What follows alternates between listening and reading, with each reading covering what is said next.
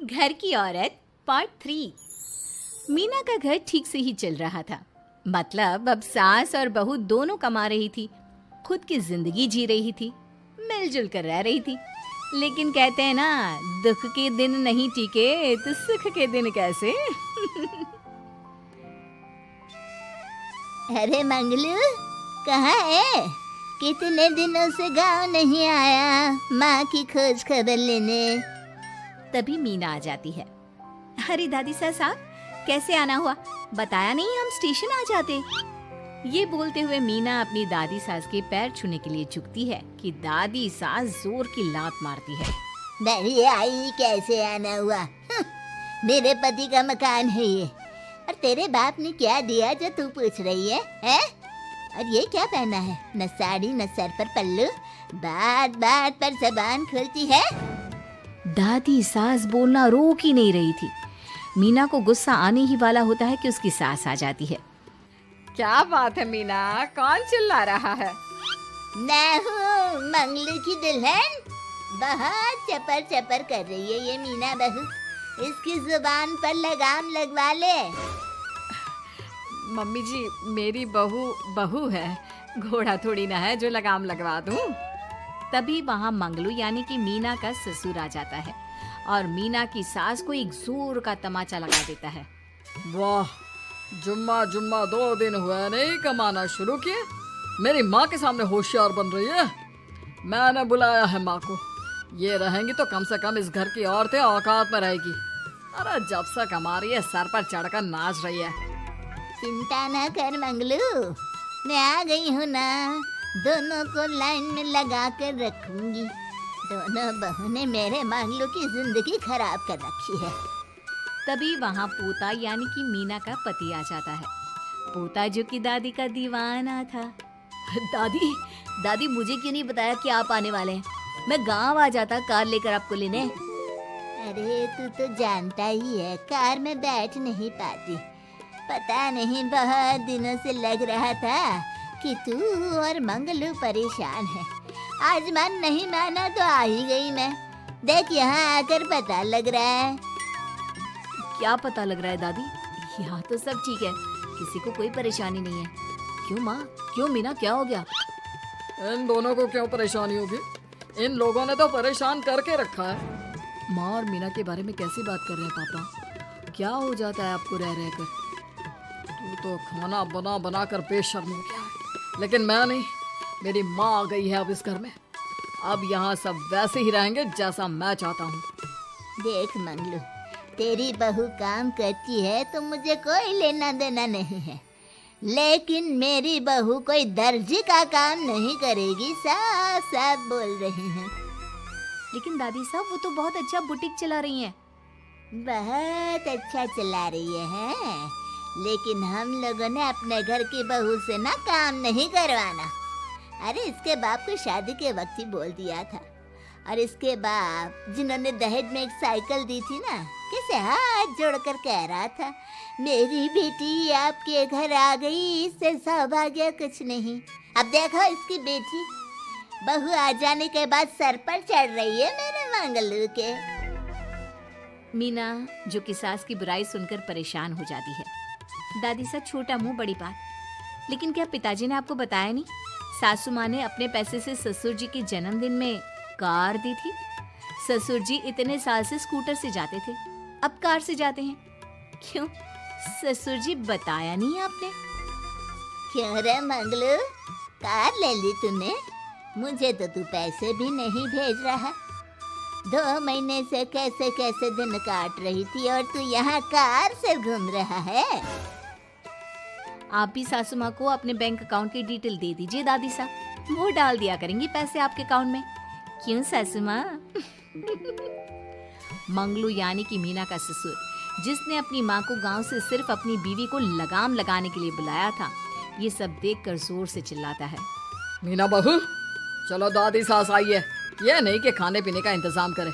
अरे माँ, तू भी किन लोगों की बात में आ रही है? चल मेरे साथ मेरे कमरे में चल। ससुर अपनी माँ को लेकर कमरे में चला जाता है और दोनों बैठकर वैसे ही पंचायत शुरू कर देते हैं, जैसे कोई बहू अपनी माँ से सास की बुराई कर रही हो। देख मंगलू, गलती तो तेरी ही है जो तूने घर की जनानियों को काम के लिए बाहर निकाला।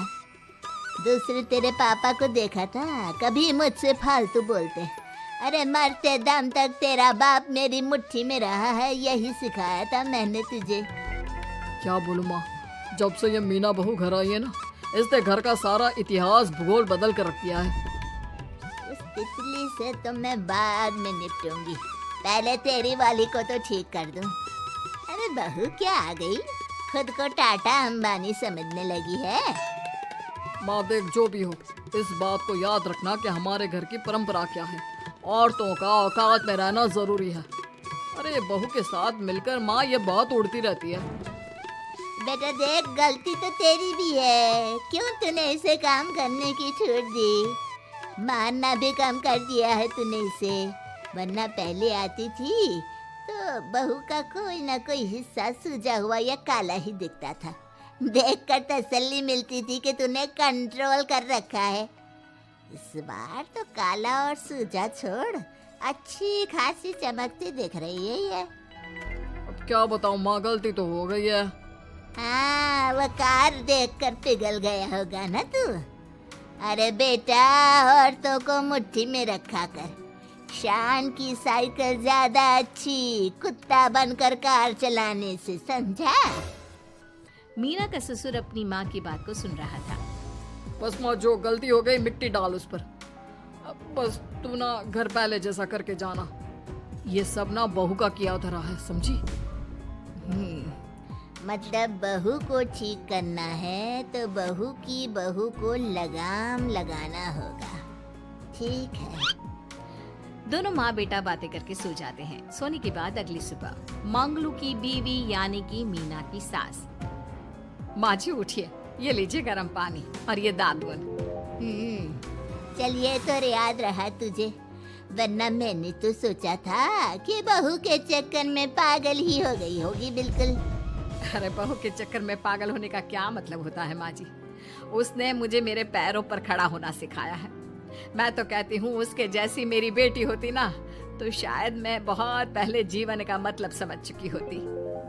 तो दादी सास को समझ में आ जाता है कि सारा मामला मीना पर जाकर ही ठीक होगा। वो सोच लेती है कि अपनी बहू को छोड़कर पहले मीना को सही करना है। फिर अगले रोज, अरे मेरे पोते के पास तो मेरे पास बैठने का वक्त भी नहीं है, हैं? अरे कैसी बात करती है दादी, तेरे लिए तो मैं नौकरी भी छोड़ दूं। नौकरी नहीं, तू ना बीवी छोड़ दे, खुश हो जाऊंगी मैं। नीरज हैरान हो जाता है कि उसने तो मजाक किया था। दादी ये क्या बोल रही है? कैसी बात कर रही हो दादी, मीना ने तो सारा घर संभाला हुआ है। पहले तो घर गिरा जा रहा था ना। तेरी मीना के आने के पहले ना घर में चूल्हा जल रहा था, ना कोई रोटी खा रहा था, क्यों? नीरज को दादी बीवी के खिलाफ खूब कान भरती है। तू सही कह रही है दादी, औरत पैर की जूती और हाथ की मुट्ठी में ही ठीक लगती है। मीना ने ना सिर्फ घर का माहौल बिगाड़ा, माँ को भी पिताजी की इज्जत करनी छुपा दी। अब ठीक बोल रहे हो, घर को बिगाड़ने की मेन जिम्मेदार तो मीना ही है दादी। अभी उसे ठीक किए देता हूँ। तभी वहाँ पिता भी आ जाता है। देख बेटा, तो रोटी कम खाना मंजूर, लेकिन इन औरतों के आगे झुकना मंजूर नहीं। तेरी दादी ने घर की परंपरा बनाकर रखी। मजाल कि मेरा बाप मेरी माँ के सामने कुछ कह लेता। पर पापा, एक बात पूछनी थी। रहने बेटा, तू ना कंफ्यूज है जीवन में, तू ना कंट्रोल कर पाएगा अपनी जनानी को। मंगलू, मेरी तो टिकट ही करा दे गाँव की। तुम लोगों के घर तो मर्दों की कोई इज्जत ही ना है, और ये मेरे घर की परंपरा ना है, मैं चली। अरे ना ना दादी, मैं तो बस देख अब मैं कैसे कंट्रोल करता हूँ इसे कल।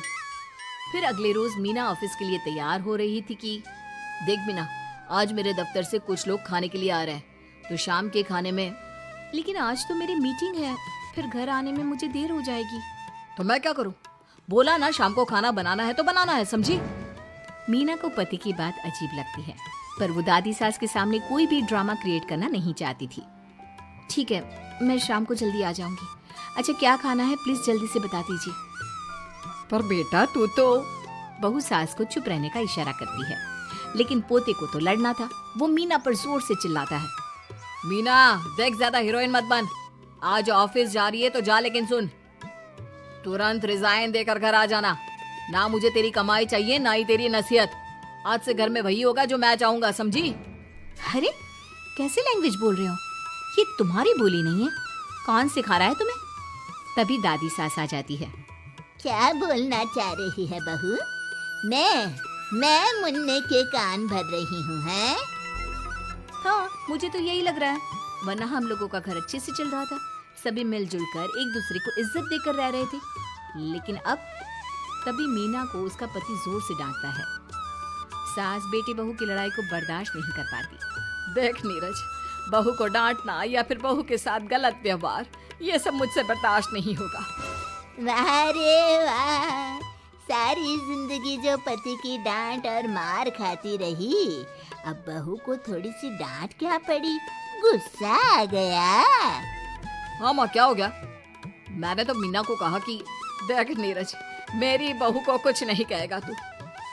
ये माँ ही होती है जो अपने बेटे को औरतों की इज्जत करना सिखाती है, लेकिन कोई औरत अपने बेटे से बहू को मारना या डांटना सिखाए तो ये शर्म की बात है।